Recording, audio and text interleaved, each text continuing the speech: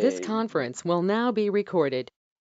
And knowing that I'm being recorded makes me extra excited. We're doing a great little webinar for you today about sort of how we seek out, how we curate, and how we really populate the IC3 conference annually every year with some excellent content. Myself and or the chair and co-chair of the Content and Research Committee are here, both myself and Amrita, and I'll do a formal introduction in a moment. And we're joined by three other panelists who are really going to be sharing some valuable insight in their past experiences. So with that, allow me to introduce the members of our committee or our webinar panelists today. First is Mrs. Amrita Ghulati, head of career counseling, or former head of career counseling at the Sri Ram School in India, now working as the research committee chair. Sorry, that's with IC3, as well as a new position with Ashoka University. With a master's in psychology, understanding and reaching out to students is Amrita's passion. And as the head of the Career Counseling Center at Sri Ram, she worked out and put down policies and systems that impacted all stakeholders involved in this crucial stage of planning and preparation for high school students. Amrita enjoys exploring opportunities and making choices along with students for their future courses of study.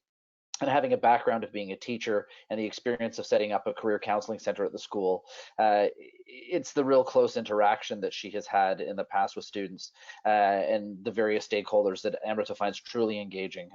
I've had the pleasure of working with Amrita for a number of years now, and I'm delighted to be co-chairing the Content and Research Committee with her.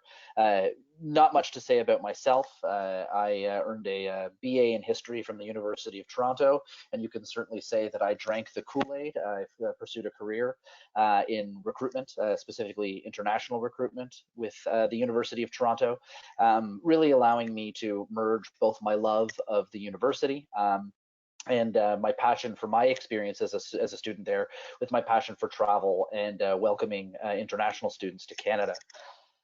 Really delighted to say that I'm joined today with an additional three panelists, the first being Mr. Andrew Eisenhart, who's the Director of International Relations at Temple University, the Center for Performing and Cinematic Arts in the United States.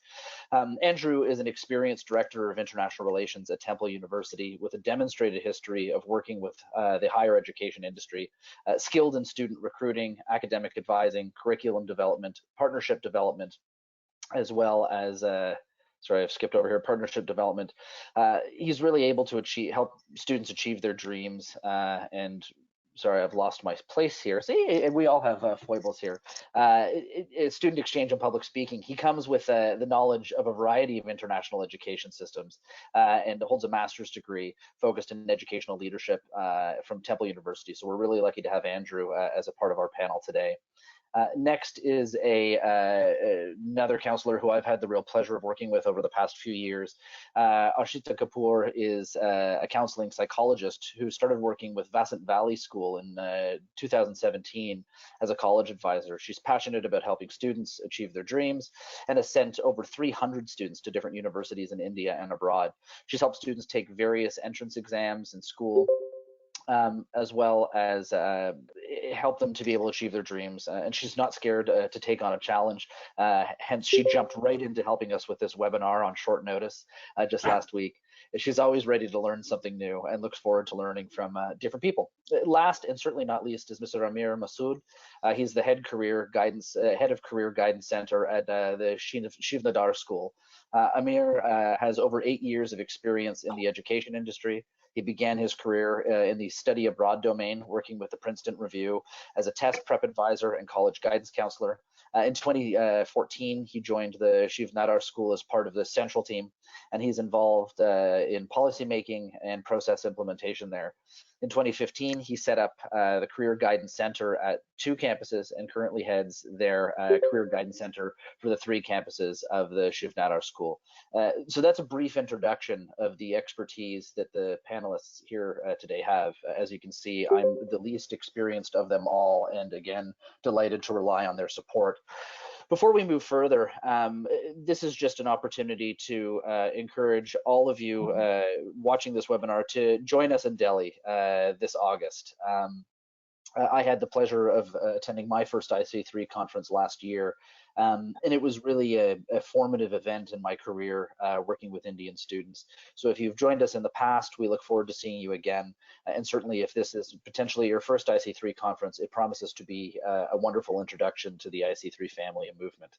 We're ready to move on to the next slide there. So a quick rundown of today's agenda.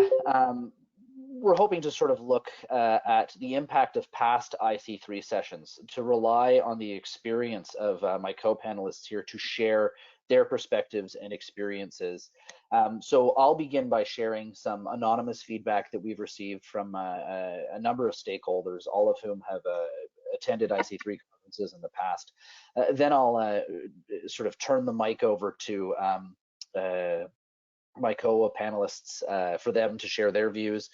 And then Amrita and I will walk you through briefly a little bit of information related to how we choose content and curate it, a short call for proposals, and then happy to answer any questions that you may have. With that, happy to move on to the next slide.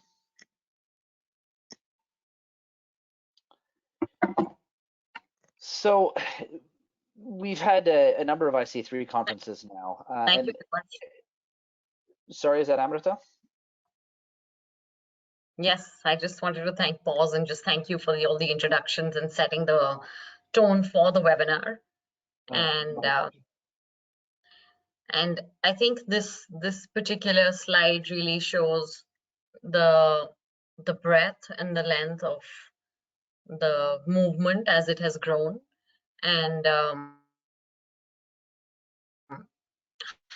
it's a 2-day event, the number of sessions we had last year, the number of registrations that we had, the countries that they represented, and the number of high schools that were participating and the number of universities that were participating. So it's really to show you the length and breadth of the movement that it has, that has evolved and developed in the last 3 years, and hence the attention and the need for really curating content and not just taking what we are receiving, but proactively approaching what we want to hear at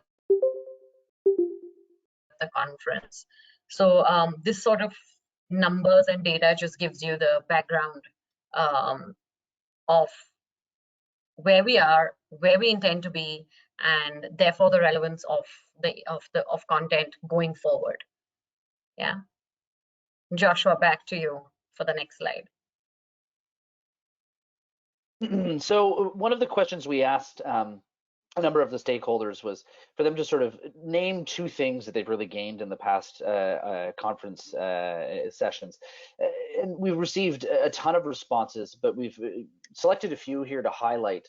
And there's a little bit of a theme I find in the ones we've highlighted. The first here, which is on your screen, is really an experience I had when I first started working in India as an international university representative. Learning a lot about how Indian counselors work with their students and the unique needs of this market of students, and also learning a little bit more about the Indian education system in general. So point number 2 was something that I experienced and really personally, and sort of see my own experiences echoed in some of the responses here. I learned a great deal about CBSE and the ISE test systems, how they're structured, social media trends of teenagers, which is something that I'm grossly out of touch with, especially in the presence of some, class 10 to 12 students. A lot of learning a lot about other education systems in South Asian countries as well, places like Nepal and Bangladesh. Another great and sort of overarching theme that we noticed in some of our responses was people identifying that they learned a lot about options available in terms of studying outside of India. So Europe, liberal arts opportunities in places like the Netherlands, Spain, Ireland, and Germany, which I think really highlights an important aspect of the IC3, drawing people's attention not just to sort of big education destinations like the United States, Australia, and places like that, but parts of Western Europe, as well as Singapore and Hong Kong. So the next question we asked was really talking about what did you bring with you? What were the tangible items that you brought out of those sessions, the actionable impact? And there's a number on your screen here, but highlighting things like increasing participation in career days across schools, master classes in collaboration with universities at the school level, the use of technology in maintaining and facilitating counseling and applications. Great viewpoints on things like counseling curriculum developed for higher school students.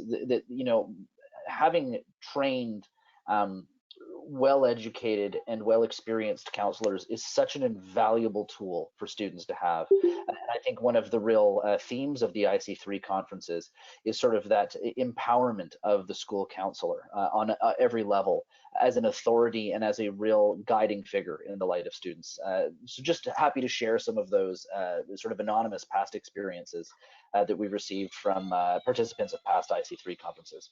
Happy to go to the next slide. So with that, I'm happy to turn the microphone over to my esteemed colleague from Temple University, Mr. Andrew Eisenhart. Take it away, Andrew. Thanks, everyone. Andrew Eisenhart here, Temple University. One of the things I wanted to share with this was a perspective from a higher education administrator on how to create a proposal, how to create,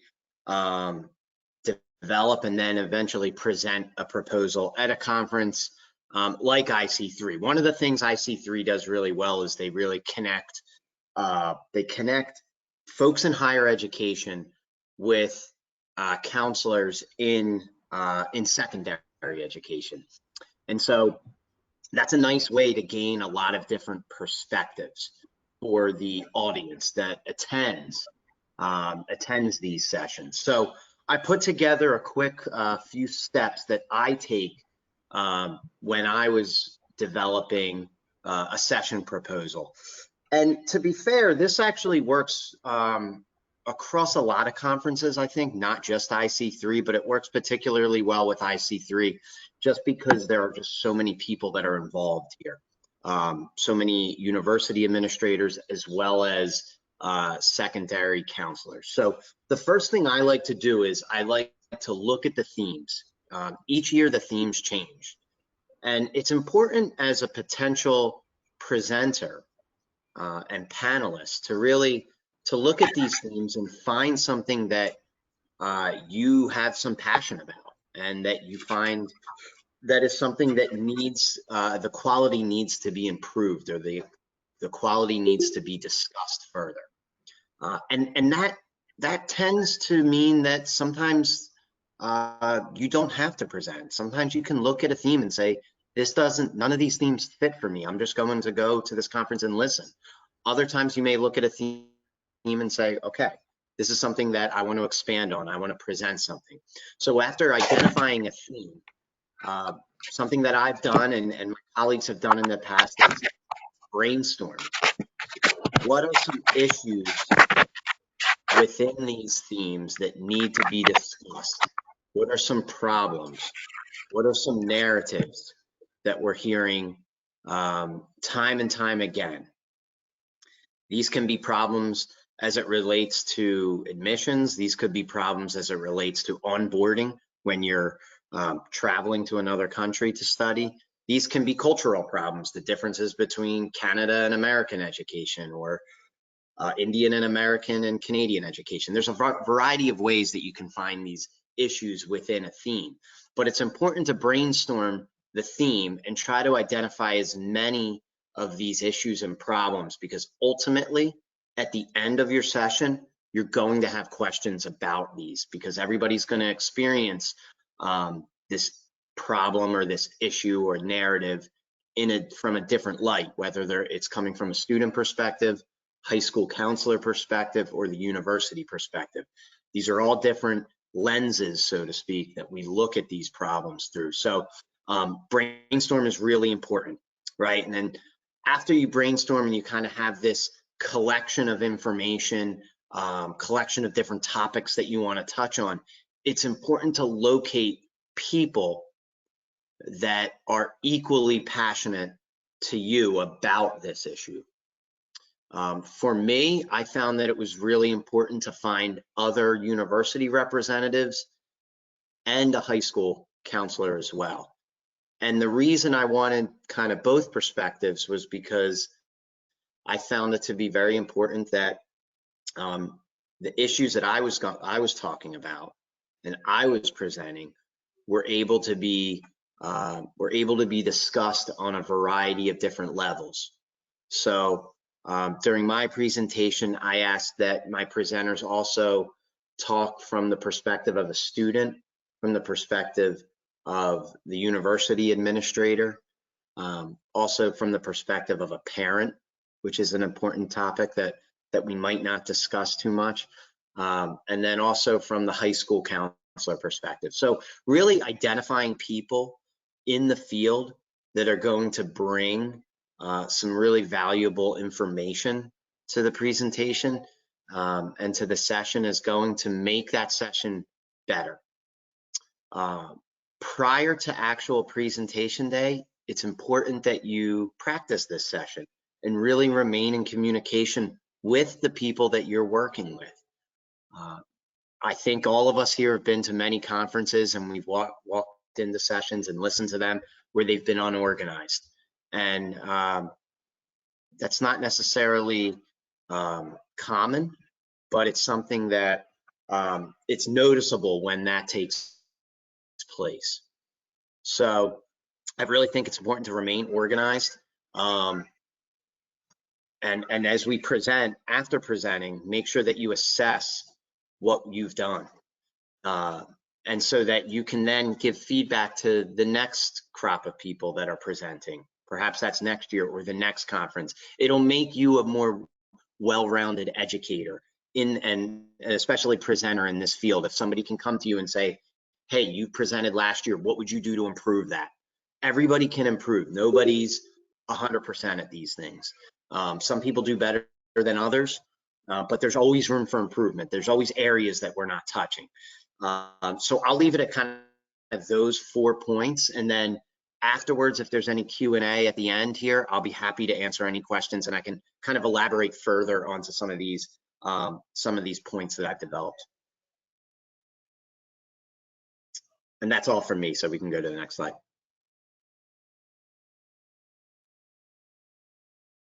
Okay, hi guys, I'm Arshita and I'm a school counselor. I've been working with Vasant Valley for about 3 years now.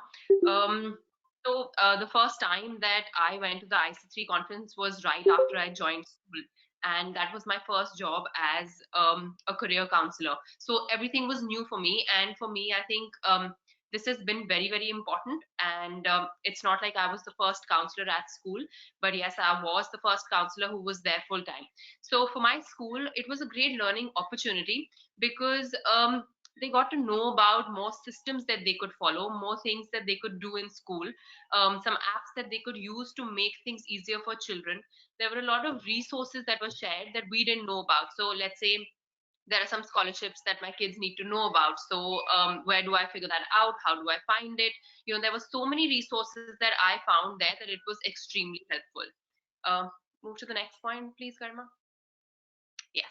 Okay. So for me as a counselor, this was a wonderful opportunity because I think I was so new to the field that when I attended the sessions at the IC3 conference, I learned about everything from what do I need to do as a counselor, what do my kids need to do for their application. And I think the main point here for me was that I could run to people like Amrita and just call them in the middle of the night and be like, oh my God, I don't know how to figure this application out. Can you help me? You have to have that connect with a lot more people, and the IC3 helps you just connect to so many people at so many different places that it makes life easier for you. I remember one of the sessions that I attended in the first few conferences was on admissions and understanding how these admissions happen. So this really stuck out for me, where they had real life examples of cases that they had chosen, and then they were presenting it, and they told you who would get selected and who wouldn't. So those kind of things that help you demystify and understand what goes into admission processes, because we all come from very different schools who have different kind of systems. Kids are doing different activities, so you need to understand what kind of works in the admission process. Then I think my last point here, as a counselor, when I joined Vasantali, I wasn't doing any kind of testing. The school wasn't doing any kind of testing, but now we are centers for all kind of testing that happens. So let it maybe Cambridge, SAT, ACT, whatever it is.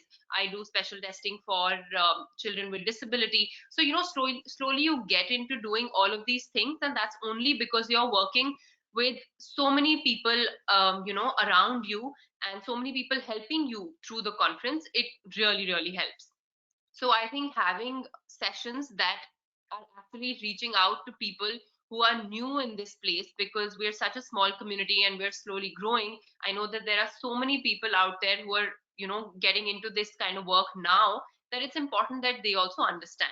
Then lastly, what my kids have learned, my kids, I think the first thing was that they got an opportunity to perform, and there was a cultural event that they did for the second conference that happened in Delhi, and that was a wonderful experience for them. They got to interact with a lot more universities, because each and every university doesn't get a chance to come and visit our school and meet our children.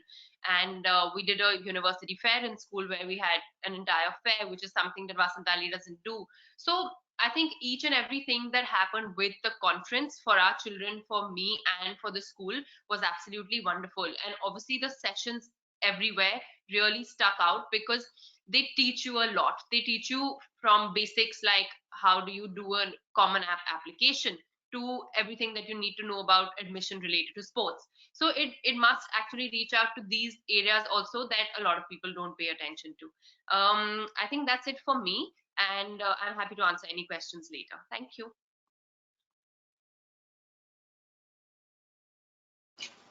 Hello everyone, my name is Amir. I work for the Shivnada school.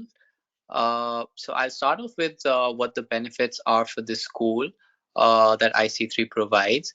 So there's, you're getting exposure to the best practices, you're getting awareness about what are the things that are happening in other schools, how the higher education system is changing. So all these things, they come together in IC3, and you get access to all of these things. Then the content wise, so you've got so much of content online that's already there, but it's not verified. And the best part about IC3 is that you directly hear from the university representatives themselves. You directly hear from high schools counselors what they're doing. So that makes a lot of difference. Any question you have, you can directly ask over there, and you can clarify all your doubts over there itself. And that is authentic, and that makes a big difference. And especially the number of sessions that are there, because there might be things that you might not be interested in, but there's so many sessions that one or the other session you would definitely benefit you at that particular time. Then also the network that is built over there, you can talk to any high school counselor, or you can talk to any university representative with ease. And there's a culture, in fact there's a family culture over there. You connect with people on a more personal level. Apart from professional level, you also connect with them on a personal level, and it's so easy to just get information from anyone. So that's my point for the benefits to the school. My perspective as a counselor has been that, if you can go to the second point, the perspective of the counselor. Yes. So the network with the counterparts of other high schools, you get to share information with them. You get to share the best practices with them. I learned in our school, the platforms that we've got, most of those platforms have been introduced through IC3 over there, and it was great to see that what all different schools are using and how we can leverage on that. We were a very new school when we started off in 2012, so our first batch just passed out last year in 2019. So IC3 gave us that advantage of being a new school. Still we were able to access all the resources and get to know what other schools are using, and which one would be the better option for us.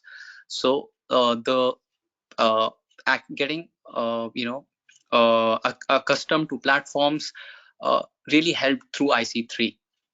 Then there are so many workshops also that happen in IC3, like the College Board workshop, that provides you great insight into admissions, great insight into testings, and it really helps.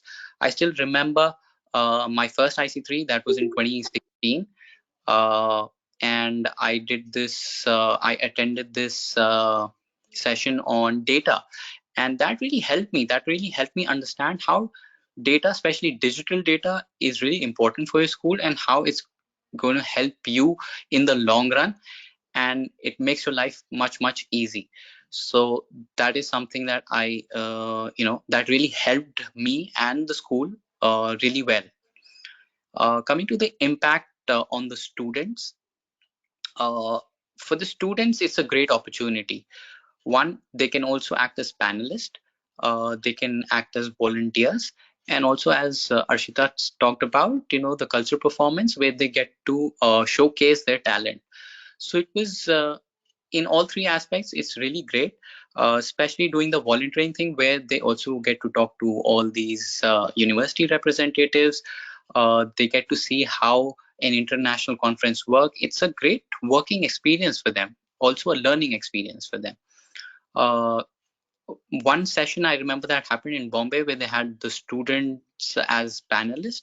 That was a big insight for the universities as well, because the universities generally don't get to talk to the high school students on that level where they could ask all their questions about, what are the students' expectations. So that was a really great thing that happened, both for the students and for the university reps. So that is from me, and if you have any questions, I'll be happy to answer in the Q&A. Thank you. Well, thank you to Andrew and Amir and Arshita for sharing your perspectives. I left my first IC3 conference last year with a real feeling that I had achieved a great deal in those 2 days. And it was hard for me to put a finger on what I thought I had achieved. I just knew that I had done something that was really beneficial to my life professionally and that I could bring back to my work at the school. And I think the three of you have really captured what some of those what the root of that feeling I had was. With that, I'm really happy to sort of outline what the themes for this year are. And it's easy to read the themes and simply repeat them. You've got them there on the screen. I think what I'd like to do is highlight the conference theme, and then feel free to read through the sub themes as I speak. But this year, we're really looking at discovering local and global academic systems and career possibilities. And when I first read that, I thought to myself, well, gosh, that seems very broad. It seems very open-ended. And the more I thought about it, the more I realized what a beautiful thing that is. The committees and the chairs, both Ganesh and Jim, were all really working this year to really focus on student engagement and really elicit different perspectives and different voices in the conference, bringing in not just counselors or university representatives, but industry professionals and student voices as well. And this is the beautiful thing about such a broad and all-encompassing theme, is that it allows for different voices to find their way into the conference, to share those perspectives. And I think if anything is going to help drive student engagement, not just at the conference or at the regional forums, but also in sort of the day-to-day lives of those who attend in their professional lives, is this type of thing. So again, the sub-themes there all focus on aspects of this, things like looking at university choices and admissions practices around the world. I'm guilty when I first began my role at the University of Toronto of thinking that all schools did things the way U of T did. And I realized very quickly that U of T is unique amongst Canadian schools, and Canadian schools can be unique in comparison to the admissions practices of those in the US and Australia and in India.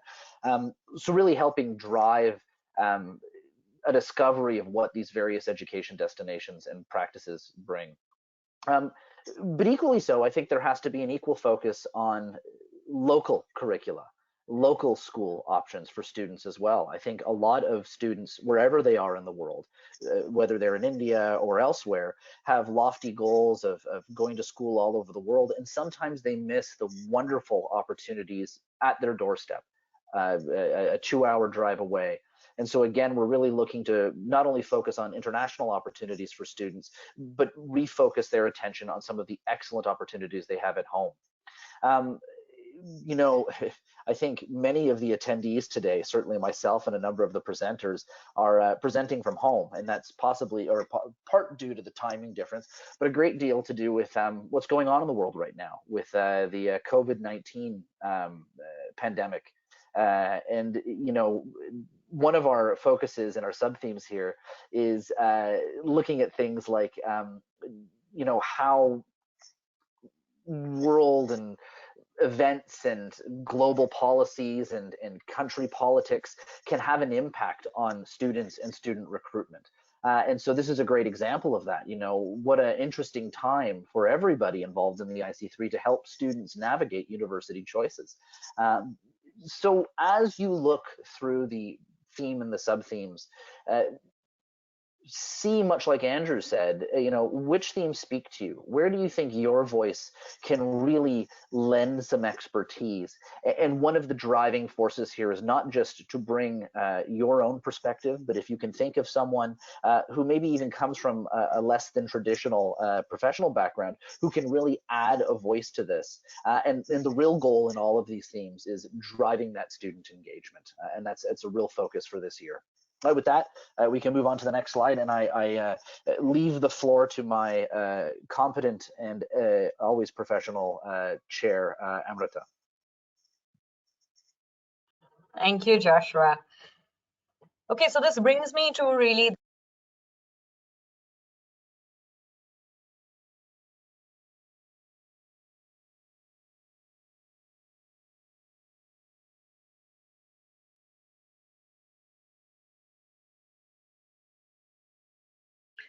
Amrita, we cannot hear you. Can you check again?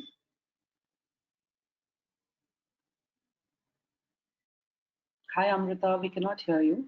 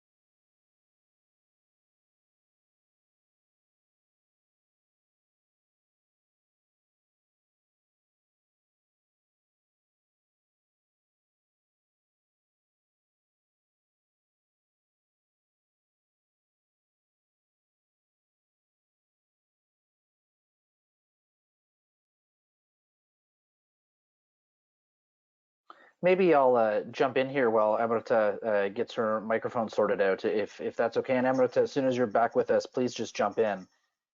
I'm embarrassed to jump in here, mostly because an enormous amount of credit to how we're going to be structuring sessions this year goes to Amrita, and a lot of great work that she's done to sort of reimagine how sessions can go.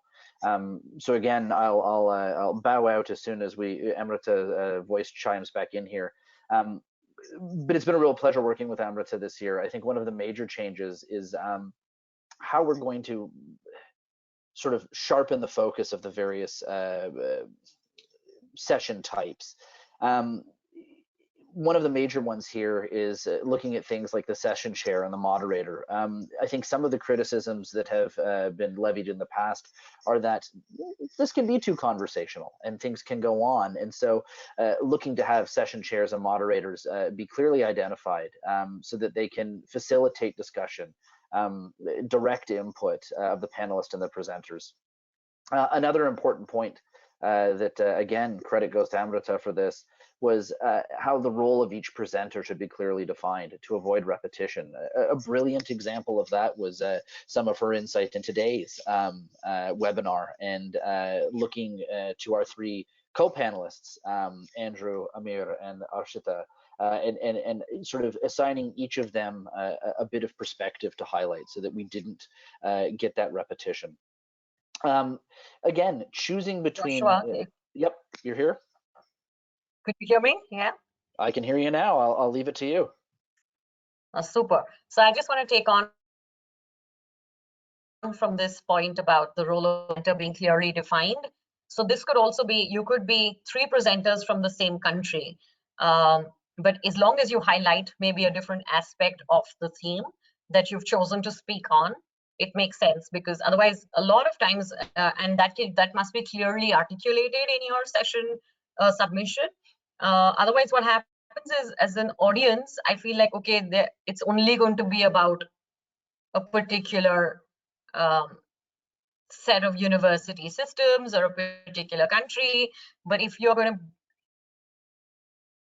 show how in your proposal, if you share how there is going to be a value addition of each speaker and the experience, that really helps in understanding the diversity of the conversation and the possible impact that it may have.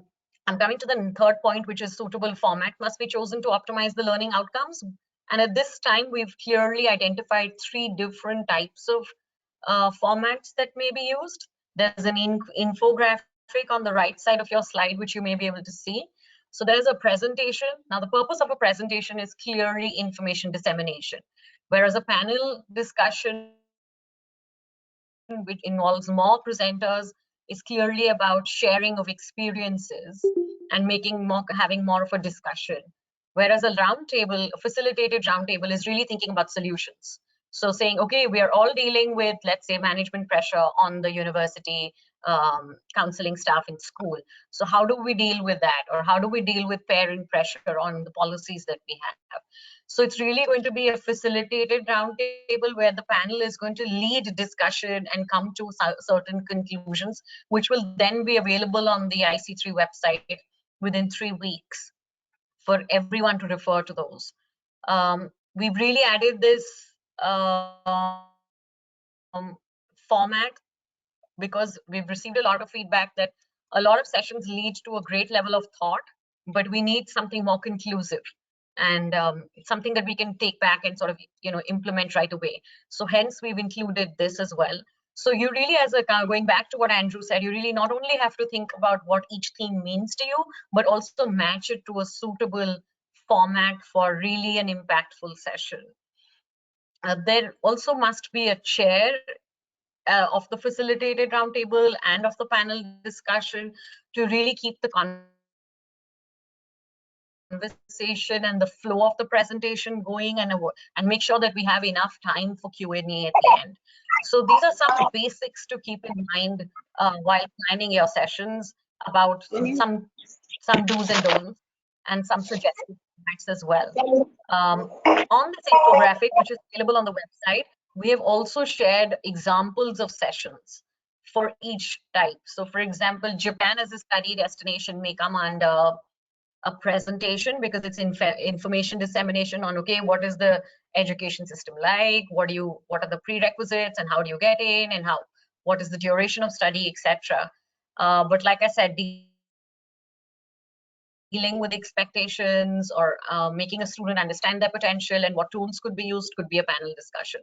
So we've added actually 2 or 3 examples under each format for each stakeholder. So there's an example for the counselors, there's an example for the university folks, and there's an example for the leadership that attends the IC3 as well. This brings me to the next slide.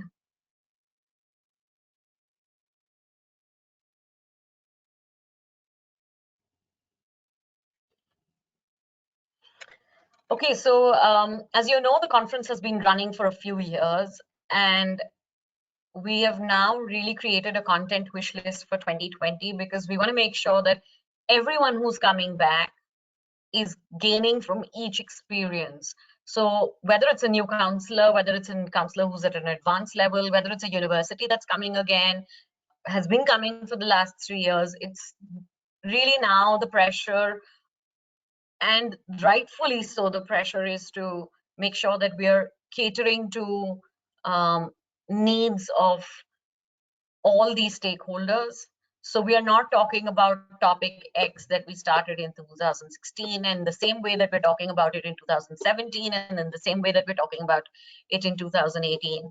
So a perfect example, let's say here, would be that with so many universities going test optional, there is confusion among counselors and maybe potentially students as well. So if the test goes, what is being replaced in place of that? What else are they looking at? So this is something that has changed in the last 1 or 2 years, especially with a whole lot of universities becoming test optional. So that could be a conversation that keeps the relevance of the content going. I have highlighted some, I've color coded some of these. So the light blue ones are particularly important for school or for universities, which is let's say student mobility trends and what they're looking for in their institutions, difficulties faced by students in choosing their major or minor. Some of the black ones would be applicable to both universities and counselors. So career possibilities. Like often a grade 10 student will come up and say, hey, I really like history. If I pursue it in 11th and 12th, what career do you think I can do? Similarly with math, or I don't want to do math, I'm really bad at it. What do you think? Where does this land me? So all of these, sort of careers with particular subjects. And if there are different universities that are following different systems of admissions, is there a strategy to match the students? Does that also tell you about the kind of student that would fit? And hence, how can that be leveraged at a school counseling level? How do universities evaluate the different Indian curriculums? And I go back to my experience where I had presented on the national curriculums at the conference, I think about 3 years ago. And a lot of universities didn't know that some of the national curriculums actually in language, in English, also have a speaking test. So it really does also, satisfy your requirement of English proficiency, and how that and how that is done, and what is the percentage of that in the total marks that are given. So that was I remember that a lot of university admission and recruitment staff and faculty came back saying, hey, we never even knew this. So how does that impact the way how do these conversations impact the way that universities are evaluating the curriculum of our country and all other countries that are attending?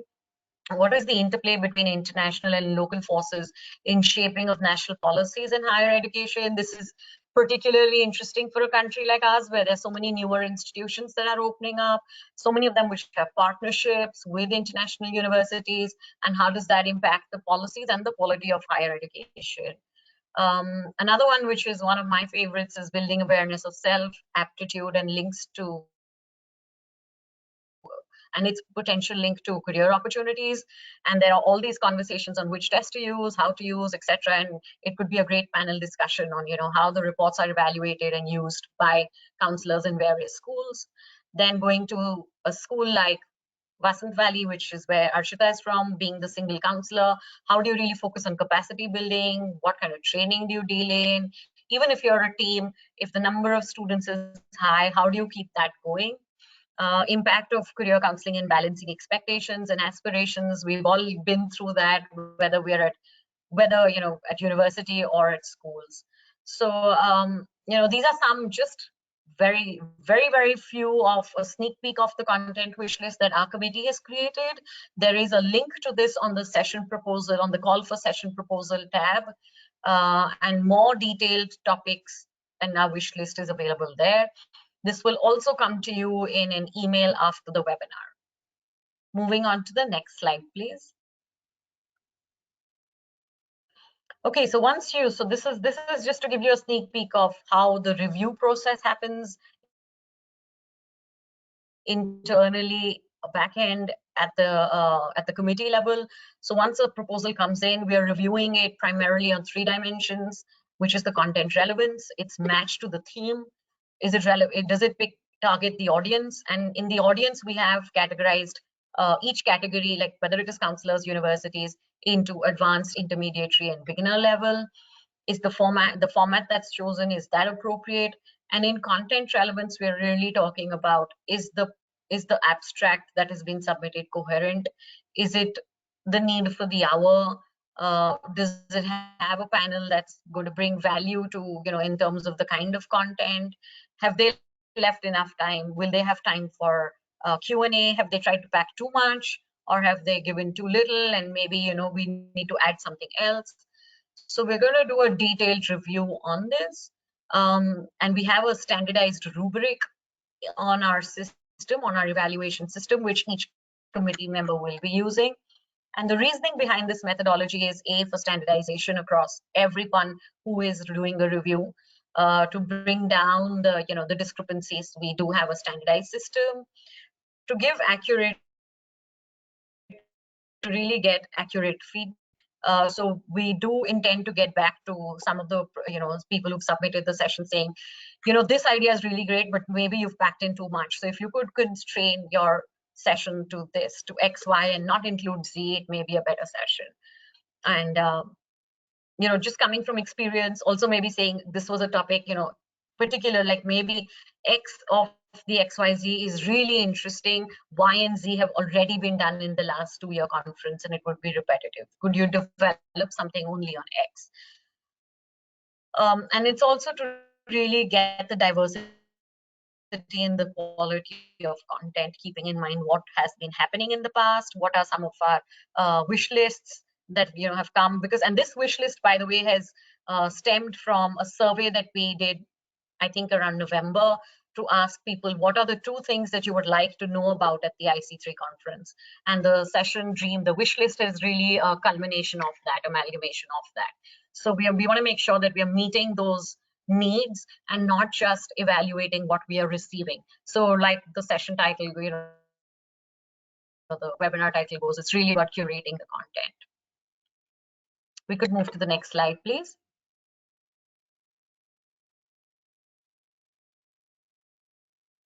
So time for some questions. I'm happy to moderate this. It may make the most sense so we don't have a cacophony of voices coming in at the same time. If you want to type your questions into the chat, I'm happy to moderate and put it out there. As our 3 co-panelists mentioned, they'd be delighted to take your questions as well. So now to you, any questions that you may have.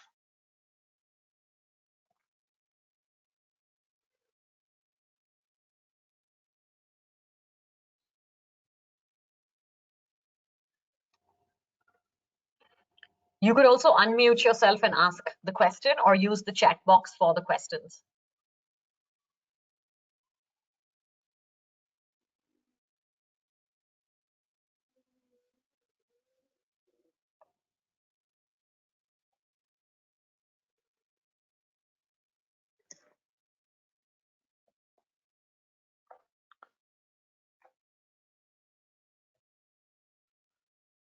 Hi, Amrita. Monica here. Can I? Go ahead, Monica. Okay. I just wanted to know if we submit a proposal and we don't have the names of the presenters now, will it be okay if we submit those names later but still put in the content and how we want to curate it? Will that be okay for now?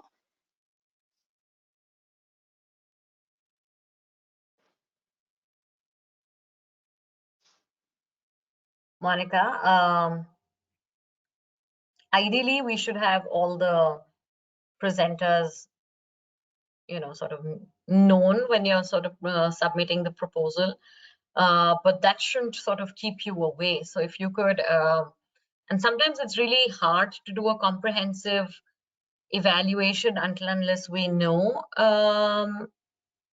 what is the diversity of the panelists, or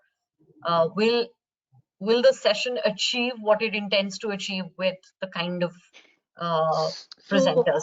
We may not always know. I mean, yeah, why I asked this was because we were looking at involving students in a panel discussion, or maybe alumni.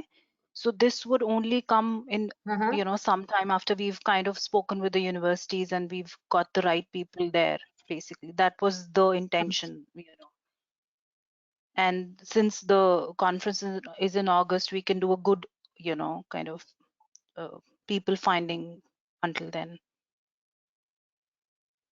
Yeah, okay, so I would say you should go ahead and you shouldn't hold back, but try and sort of put that in your session abstract saying, so rather than leaving panelists to be decided later, just put in maybe alumni, just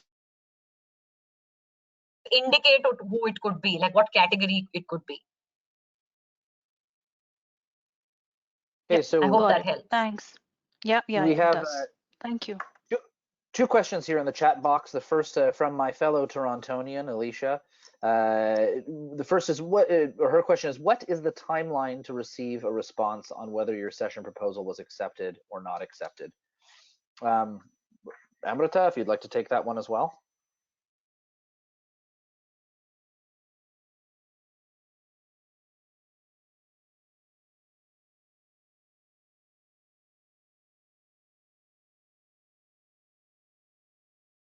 Or I'll jump in here. One of the things we're trying to do right now, in light of what's going on with COVID-19, is not press people too much on timelines. We understand that sort of what's going on is creating a little bit of anxiety, and so the timelines that we had set up in the past, I think, are going to not really be publicized as much, but we do have some target dates sort of in the latter part of the spring, Alicia, for all responses of yay or nay to session proposals to be issued, with some built-in allowances there for, if we say yes and someone is not able to do so, we'll also have created a wait list and a similar timeline following a few weeks after that to let people on the wait list know whether or not their session has been accepted or not. At this point, I'm not really comfortable sort of putting down actual dates because, like I say, these may be flexible, and certainly we don't want to push that. I think the final and important point on that, Alicia, is that a lot of this also depends on when your session proposal is issued. Like I said, we have sort of a deadline in mind as to when we want to make sure everybody knows whether their proposal has been accepted or not. But if a session proposal was to be issued today versus maybe a week or so ahead of that deadline, the turnaround time would be vary accordingly. I hope that answers the question. The next question here is from Sajila, and it says, to be a presenter at IC3, do we need to send the basic idea or topic of the presentation or the whole presentation for approval? I would welcome Amrita's thoughts on this afterwards. Maybe I'll just begin by saying, my philosophy on this is the more the merrier. The more information that we can have to look over and vet as the content and research committee, the better. We obviously understand that you may not have your PowerPoint presentation finalized, or the your selection of maybe embedded video or things like that finalized at the time of proposing the session. There is the opportunity for you to add any slides that perhaps you've used in the past, or if there's a presentation that you've used in the past, you can always attach that kind of information if you think it'll be helpful. But we would certainly, be open to you fine-tuning any sort of final presentation once you've got approval from the committee and moving forward. Any thoughts on that, Amrita? Yeah, thanks, Joshua. So I'm just going to build on that. The format of the session proposal submission is such that you will have to give out a fair amount of detail, definitely not the final presentation, but it'll ask you about the brief of the session. It'll ask you three outcomes that you intend to gain with the session. Who are your co-presenters, and what material will you need? Have you presented this before? For whom is this session intended, etc. So there are several fields of information that you will have to fill in, and the greater the detail, the more comprehensive yet precise your description is, the easier it is for anyone to interpret it or understand and interpret and score. I hope that answers your question. Okay, So Jim has actually put that out in the chat box. He's saying in preparing and submitting the proposal form, you will be asked to provide your session title, a session brief, select the theme that it matches to, select a format, share the name and contact details of which is your bio, list up to 3 objectives. And if you're using the facilitated roundtables, the kind of questions that you intend to discuss and lead to, or lead or talk about solutions for in that format. So a follow-up question to that, Amrita, from Sajila is, where can she get that format and the proposal? And I think Jim has actually just listed the link to that below in the chat box, if you can see it there, Sajila. I'll move on to the next question here, which comes from Unati. And the question is, hello, I'm a new advisor with Education USA in Kolkata. Can you give me an example of one of your favorite sessions at the IC3? I think this is a great opportunity to bring in our co-presenters, either Arshita or Andrew or Amir. If you'd care to share a little more detail about a session that you've attended in the past that was one of your favorites. I can check in here. One of the sessions I attended that I thought was really well done, and it was 2 years ago at IC3, I believe.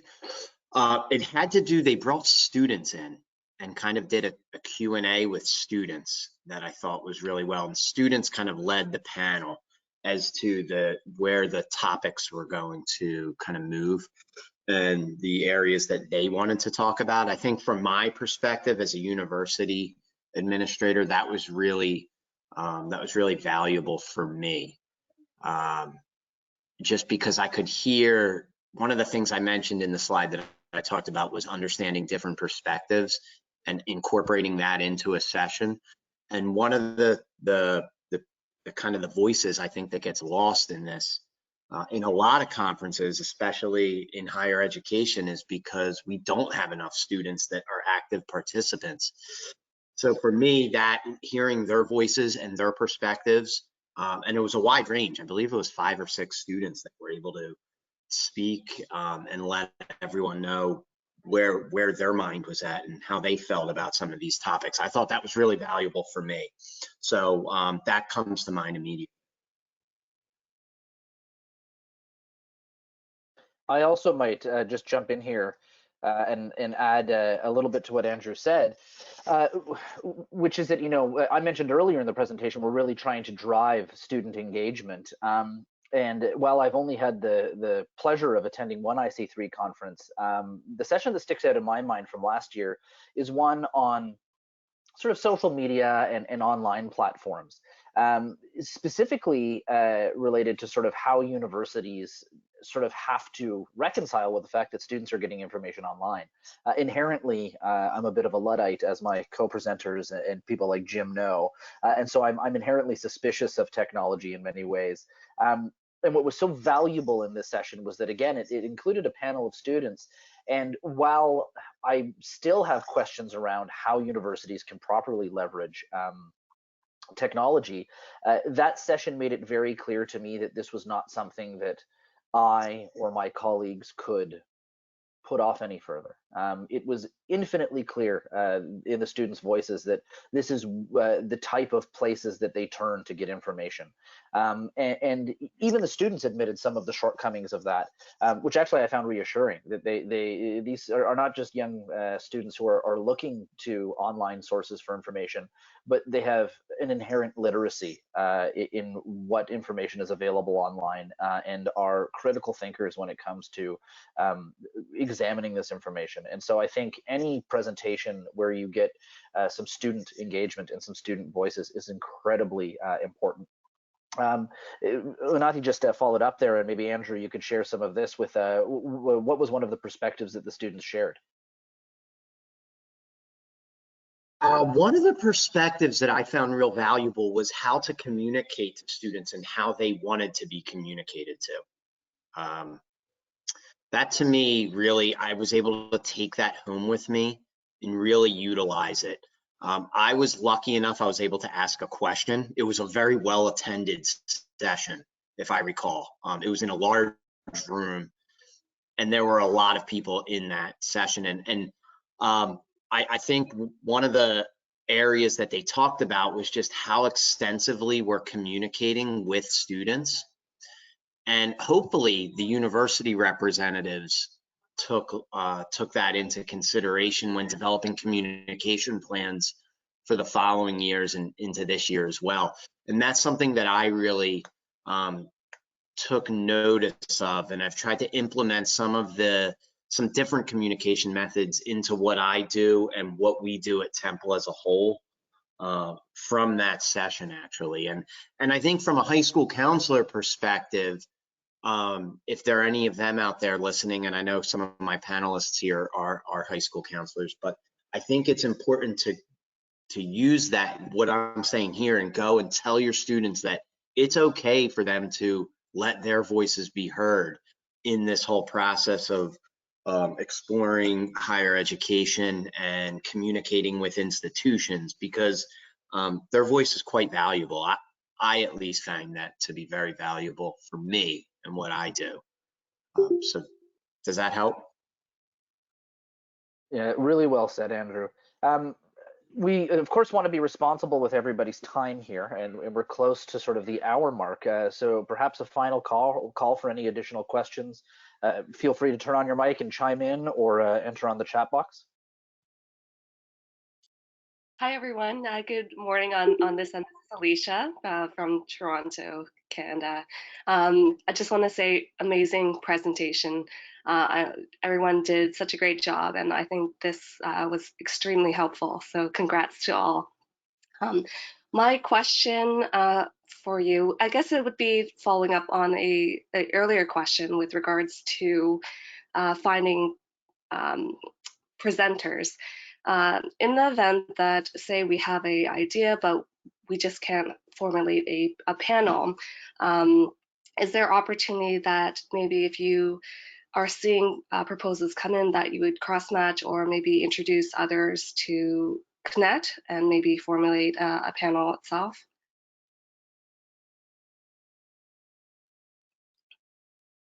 Alicia, I could help you with that one. So we did try that last year, you know, the whole matchmaking, so to call it, for content. And a lot of times, I mean, sometimes it worked and sometimes it didn't work, which means that we had the content finalized really late, you know, and we need to sort of publish the book, you know, the content, you know, what are the sessions that's going to happen, this needs to go on the app, all of that. So my suggestion here would be, if you know that you're going to talk, that you would like to present on theme, on the first theme, and you have topic X that's decided, if you could reach out to Joshua and I maybe before you, with a sort of a skeletal brief, and say, hey, this is what I want to do. Do you have any suggestions on the panelist? I think if we do this before rather than after the session proposal, it could be more full from the timeline perspective and also from the review perspective as well. So I don't want to leave this hanging right at the end. And a lot of times you don't, you know, a lot of times we don't even know whether someone's attending the conference, not attending the conference. So it's too late at that time after the session has been submitted, and maybe we are already in conversation on, okay, we like this, and why don't you talk to X, why don't you talk to Y, and all of that. And then the onus of taking that communication, you know, sort of gets lost. So I would say let's proactively do that before. I think that's great. Thank you. Okay, well, with that, why don't I formally conclude the webinar today. A real big thank you, not only to the co-presenters for helping make this what I hope and certainly feedback has been as a beneficial session, but a big thank you to all of those who attended. Amrita, I think, said it best when she was answering Alicia's question that, you know, feel free to reach out. I am always open to taking your questions, whether it's at this forum or any other time. I'm happy to make my email available through the Social Media and Outreach Committee. Anybody attending is always welcome to forward any queries or questions they have to me. I'm certain my co-presenters feel the same way. So with that, thank you so much, everybody, and stay safe and stay happy out there, everybody. Thank you so much. Thank you. Thank you for making the time. Thank you, Joshua. Thank you, Arshita, Amir, and Andrew. My pleasure. Thanks for hosting. Thank you, everyone. Thanks. Bye.